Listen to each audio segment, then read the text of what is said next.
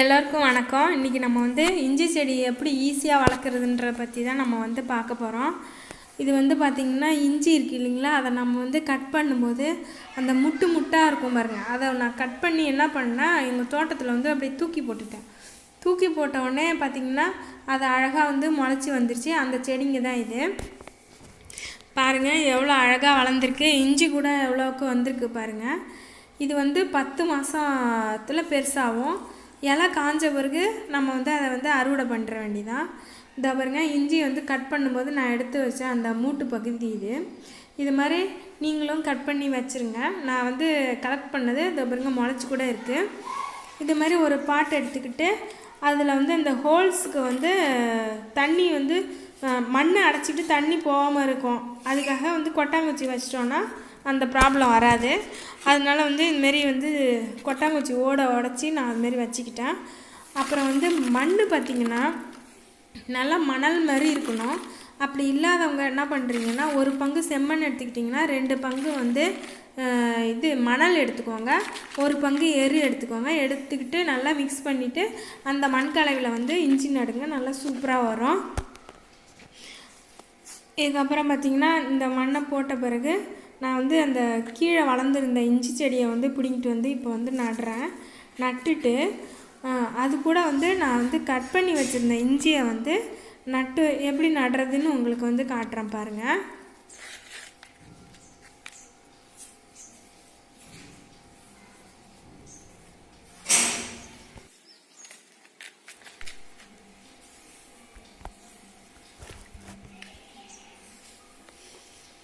மண்ணை போட்டு நல்லா மூடிடுங்க.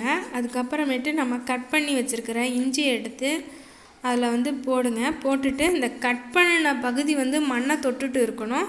அந்த மூட்டு பகுதி வந்து மேலே இருக்கிற மாதிரி வச்சுட்டு அது மேலே வந்து மண்ணை போட்டுட்டு தண்ணி ஊற்றுங்க. இஞ்சிக்கு வந்து தண்ணி வந்து தேங்கக்கூடாது. தேங்கினா வந்து இஞ்சி வந்து அழுகிடும். அதனால் வந்து நான் சொன்ன மண்கலவையில் வந்து நடுங்க. நட்டுட்டு இது மாதிரி சொருகி வச்சுருங்க. சொருகி வச்சுட்டு அதனால் மண்ணை போட்டுட்டு அதுக்கப்புறம் வந்து தண்ணி ஊற்றுங்க. நானே இதில் தண்ணி ஊற்றும் போது அப்படியே வந்து சருன்னு இறங்கிரும் பாருங்கள். அந்த மாதிரி மணல் கலவை இருக்கணும், அப்போ தான் நல்லா வரும். அவ்வளோதான். இன்னும் 10 மாதத்தில் வந்து உங்களுக்கு பெரிய பெரிய இஞ்சியாக வந்து இது வளர்ந்துடும். இதே மாதிரி வந்து நீங்களும் ட்ரை பண்ணுங்கள்.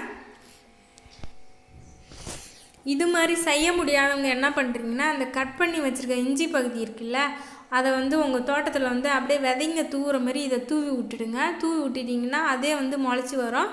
முளைச்சி வந்த பிறகு கூட நீங்கள் இதுமாரி பாட்டில் வச்சுக்கலாம். இல்லைனா அதுக்கு வந்து அந்த செடியோட அடிப்பகுதியில் வந்து மண்ணை போட்டு நல்லா முட்டு கொடுத்துட்டிங்கன்னா உங்களுக்கு வந்து நல்லா இஞ்சி வளர்ந்து வந்துடும்.